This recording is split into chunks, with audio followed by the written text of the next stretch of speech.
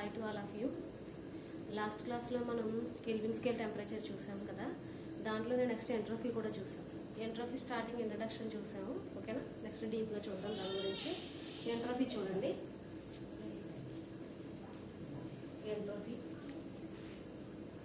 ఎంట్రోపీలో చెప్పాను మీకు ఆల్రెడీ. కార్నాట్స్ ఇంజన్లో వచ్చిందే సేమ్ వస్తుంది దీంట్లో. కార్నాట్స్ ఇంజన్ డయాగ్రామ్ మీకు ఆల్రెడీ ఐడియా ఉంది కదా. దాంట్లోని కార్నాట్స్ ఇంజన్ చూస్తే కనుక మనం this is volume and this is pressure. Volume వచ్చి ఎక్స్ యాక్సిస్ మీద, ప్రెజర్ వచ్చి వై యాక్సిస్ మీద తీసుకున్నాం. దాంట్లో మనకి ఏమైంది, కేసెస్ 4 కేసెస్ చేసాం. A, B, C, D. ఓకేనా. ఫస్ట్ స్టార్టింగ్ ఏమవుతుంది, A to B and B to C, C to D and D to A కదా ట్రాన్స్ఫర్ అయ్యేది. సో ఏబిసిడి, ఏ నుంచి బికి ఎడియాబాటిక్ ఐసోథర్మల్ ఎక్స్పాన్షన్ అన్నాం కదా. సో ఏ టు బి అంటే isothermal expansion and B to c adiabatic compression, sorry adiabatic expansion. A to B isothermal expansion and B to c adiabatic expansion and c to d ఏమవుతుందండి, isothermal compression. ఇది expansion అయితే ఇది ఏమవుతుంది, compression, isothermal compression and D to a adiabatic compression కదా. ఓకేనా. ఇదేంటంటే PV diagram అని రాస్తాం. ఓకేనా. ఎంట్రోపీ అంటే ఏం చెప్పాను definition. Entropy is defined as Q. క్యూతో డిఫైన్ చేస్తాము.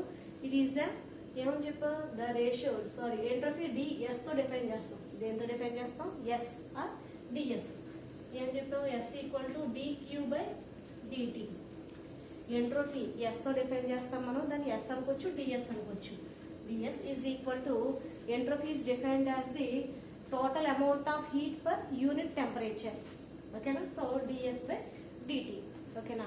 Sorry, dq by dt. ds is equal to dq by dt. Okay na. ఇది ఎంట్రోపీ. దీంట్లో పీవీ డయాగ్రామ్ అంటే ప్రెజర్ కి వాల్యూమ్ కి డయాగ్రామ్ అన్నప్పుడు ఏం చేస్తామంటే పీవీ డయాగ్రామ్ అని చెప్పేసి ఇది డ్రా చేసుకుంటాం. పీవీ డయాగ్రామ్ లో మనకి 4 కేసెస్ చూస్తాం, 4 పాయింట్స్. 4 పాయింట్స్ లో టెంపరేచర్ మనం చూడండి. ఏ పాయింట్ దగ్గర టెంపరేచర్ T1, ఓకేనా. బి పాయింట్ దగ్గర టెంపరేచర్ T1 అంటే P1 V1 T1. Next B దగ్గర ఏంటి P2 V2 T1 కదా. నెక్స్ట్ అలాగే సి పాయింట్ దగ్గర ఏంటి టెంపరేచర్ T1 నుంచి T2 కి రైజ్ అవుతుంది, అంటే ఫాల్ డౌన్ అవుతుంది. ఇప్పుడు T1 నుంచి T2 కి కిందకి కదా డౌన్ అవుతుంది. నెక్స్ట్ సి నుంచి డి కూడా టెంపరేచర్ ఎంత T2నే కదా, T2. నెక్స్ట్ మళ్ళీ T2 నుంచి ఏ, డి నుంచి ఏకి వెళ్ళేసరికి ఏంటి టెంపరేచర్ అనేది రైజ్ అవుతుంది. ఎక్కడి నుంచి ఎక్కడికి, T2 టు T1. T2 నుంచి ఎక్కడి నుంచి రైజ్ అయింది, T2 నుంచి T1 కి రైజ్ అయింది. సో ఓకేనా. ఆ 4 పాయింట్స్ రాస్తాం మనం. ఓకేనా. ఆ 4 పాయింట్స్ చూడండి. ఫస్ట్ పాయింట్ మీకు ఆల్రెడీ చెప్పాను, A to B isothermal expansion. In isothermal expansion this is the source. ఓకేనా. సోర్స్ లో టెంపరేచర్ ఏమవుతుందంటే T1. సోర్స్ లో టెంపరేచర్ ఏంటంటే T1. That is the first point. Next B2C. B2C అంటే ఏంటిది, ఎడియాబాటిక్ ఎక్స్పాన్షన్. ఎడియాబాటిక్ ఎక్స్పాన్షన్ ఏమవుతుంది, temperature falls down from T1 to T2. Temperature దేని నుంచి దేనికి డౌన్ అయింది, T1 నుంచి T2 కి డౌన్ అయింది. Next isothermal compression. Isothermal compression అనేది సింక్. సింక్ లో టెంపరేచర్ ఏమవుతుందంటే T2 కాన్స్టెంట్. ఓకేనా. సోర్స్ లో టెంపరేచర్ కాన్స్టెంట్ T1 అండ్ అలాగే సింక్ లో కూడా టెంపరేచర్ కాన్స్టెంట్ T2. నెక్స్ట్ అలాగే D2A. D2A అంటే డి నుంచి ఏకి వెళ్ళింది ఏరో మార్కు. సో టెంపరేచర్ ఏమైంది, T2 నుంచి T1 కి రైజ్ అయింది, పెరిగింది. ఓకేనా. That is the 4 points in PV diagram. ఓకేనా. ఫస్ట్ ఏం రాస్తాం పీవీ డయాగ్రామ్ లో, ఫస్ట్ వన్ ఐసోథర్మల్ ఎక్స్పాన్షన్ లో టెంపరేచర్ ఎంత అయింది T1. This is the source. Temperature T1 అలాగే T1 సోర్స్. సెకండ్ పాయింట్ ఏంటి, ఎడియాబాటిక్ ఎక్స్పాన్షన్. ఎడియాబాటిక్ ఎక్స్పాన్షన్ ఏమవుతుంది, టెంపరేచర్ అనేది T1 టు T2 ఏమవుతుంది, డౌన్ అయ్యింది. ఏమైంది, డౌన్, తగ్గింది. నెక్స్ట్ అలాగే కేస్ 3. థర్డ్ పాయింట్ ఏంటంటాం, టెంపరేచర్ ఎన్ని in isothermal compression. Isothermal compression లో టెంపరేచర్ అనేది ఏమవుతుంది T2. This is the sink constant. ఓకేనా. T2 constant. నెక్స్ట్ ఏంటి, ఫోర్త్ పాయింట్ D2A. ఎక్కడ, in isothermal in adiabatic compression. In adiabatic compression D2A. Adiabatic compression ఏమవుతుంది, temperature అనేది T2 నుంచి T1 కి రైజ్ అయింది, పెరిగింది కదా. T2 నుంచి T1 కి ఏమైంది, పెరిగింది. ఓకేనా. This is the 4 points of PV diagram. ఓకేనా, ఎంట్రోఫీ అని చెప్పేసి పీవీ డయాగ్రామ్ అని చెప్పేసి రాస్తాం. నెక్స్ట్ ఏంటంటే ఈ రెండింటికి మనం ఏం చేస్తామంటే టీఎస్ డయాగ్రామ్ నోట్ చేస్తాం. నెక్స్ట్ ఏం చేస్తాం, టీఎస్ డయాగ్రామ్ నోట్ చేస్తాం. చూడండి ఒకసారి ఇది. నెక్స్ట్ టీఎస్ డయాగ్రామ్ చూడండి ఒకసారి. ఓకేనా,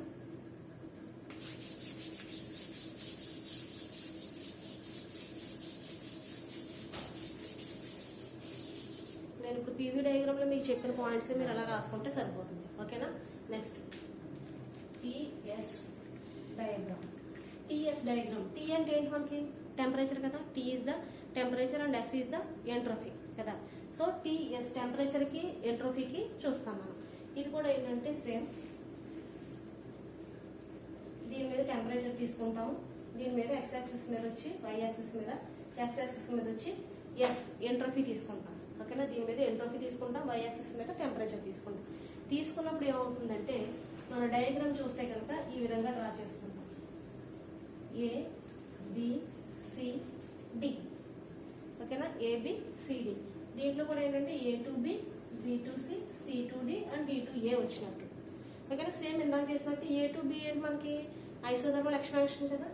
so isothermal expansion, B to C adiabatic expansion, C to D ఏంటి మళ్ళీ isothermal compression and D to A adiabatic compression.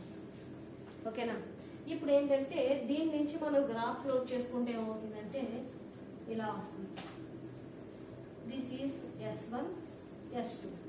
ఓకేనా, S1 S2 కింద తీసుకుంటాం. నెక్స్ట్ అలాగే టెంపరేచర్స్ T1 T2 దేని మీద ఇటువైపు గ్రాఫ్ లోడ్ చేసుకుంటే కనుక మనకి గ్రాఫ్ ప్లాట్ చేసాం కదా, దీని నుంచి T1 T2. ఓకేనా, T1 T2. ఇప్పుడు ఏమవుతుందంటే మనకి S1 S2 అనేవి ఏంటి ఎంట్రోఫీ చేంజెస్, S1 S2 ఏంటి entropy changes and T1 T2 temperature changes. దీంట్లో కూడా సేమ్ మనకి ఏమవుతుంది, A1 దగ్గర టెంపరేచర్ T1, B1 దగ్గర టెంపరేచర్ T2, C దగ్గర టెంపరేచర్ T2, D దగ్గర టెంపరేచర్ T2. సేమ్ ఇందాక రాసినట్టే.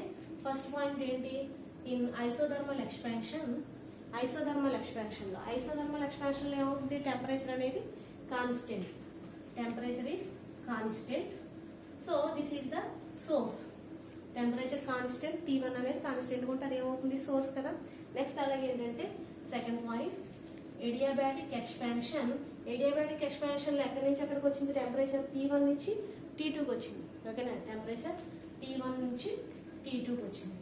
ఓకేనా, అంటే ఏమైంది డౌన్ అయ్యింది, falls down. Next third point ఏం రాసుకుంటారు, C2D. C2D అంటే ఏంటి ఐసోథర్మల్ కంప్రెషన్. ఐసోథర్మల్ కంప్రెషన్ లో టెంపరేచర్ ఏంటి T2 remains constant. T2 remains constant అయితే అది ఏమవుతుంది ఎప్పుడు కూడా ఇది సోర్స్ అయితే ఇది ఏమవుతుంది సింక్. నెక్స్ట్ ఫోర్త్ పాయింట్ ఏంటి ఎడియాబాటిక్ కంప్రెషన్.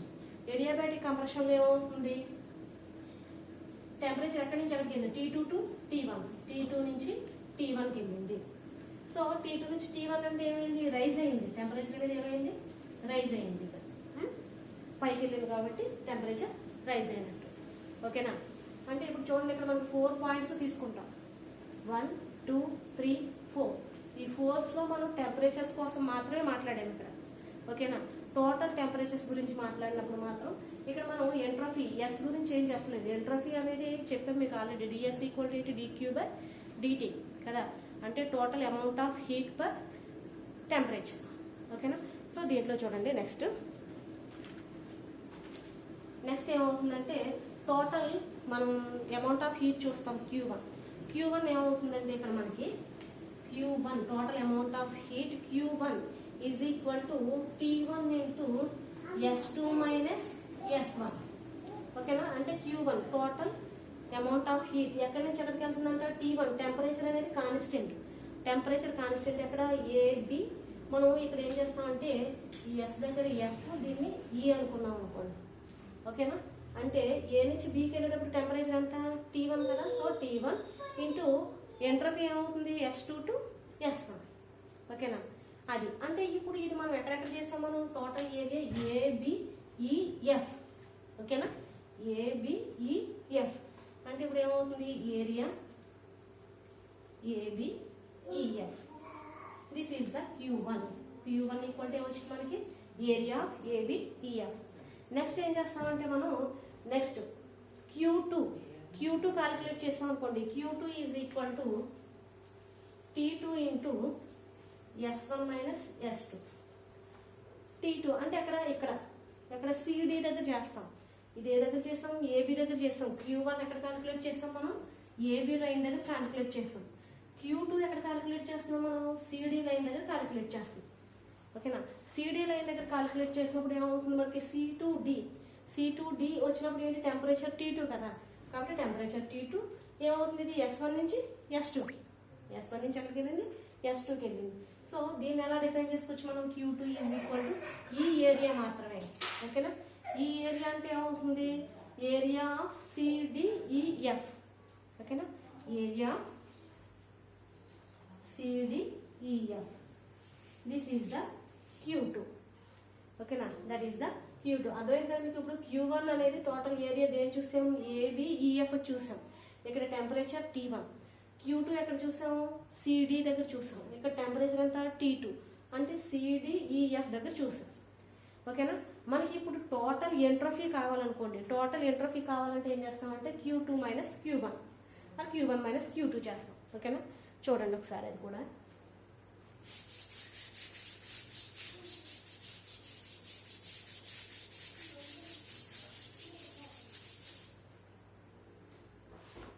అవైలబుల్ ఎంట్రోఫీ చూడండి.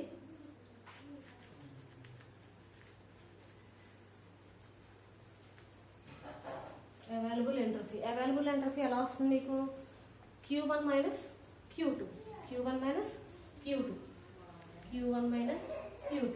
Q1 అంటే ఏమొచ్చింది? Area of ABF. ఒకసారి ఇక్కడ డయాగ్రామ్ లో చూడండి, నేను ఇందాక డ్రా చేసిందే.